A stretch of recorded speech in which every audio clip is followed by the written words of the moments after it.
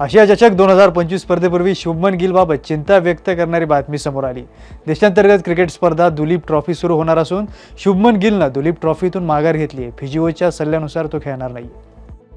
ICC महिला world cup 2025 साठी सुधारित वेळापत्रक जाहीर झालं असून बेंगळुरूच्या एम चिन्नास्वामी स्टेडियमच्या अनुपलब्धतेमुळे नवी मुंबईची निवड झाली।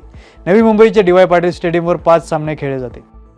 चौथ्या हंगामापूर्वी दक्षिण आफ्रिका 20 लिलावासाठी पियुष चावला, सिद्धार्थ कौल आणि अंकित राजपूत यांच्यासह 13 भारतीय खेळाडूंनी नोंदणी केली आहे। 9 सप्टेंबर रोजी होणाऱ्या या स्पर्धेसाठी नोंदणी केलेल्या 784 खेळाडूंमध्ये या खेळाडूंचा समावेश आहे। लुंगी एनगिडी यांच्या 5 विकेट्सच्या मदतीनं दक्षिण आफ्रिकेनं ऑस्ट्रेलियाचा 84 धावांनी पराभव केला। या विजयासह दक्षिण आफ्रिकेनं मालिकेत 2-0 अशी आघाडी घेतली।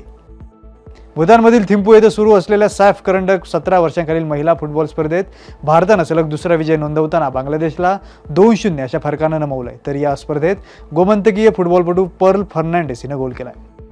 भारताची महिला नेमबाज इला वेनिल वालारिवन हिनं शूटिंग रेंजवर अचूक निशाणा साधला। इला वेनिल हिनं आशियाई नेमबाजी अजिंक्यपद स्पर्धेतील 10 मीटर एअर रायफल प्रकारात सुवर्णपदक पटकावताना दैदिप्यमान कामगिरी केली।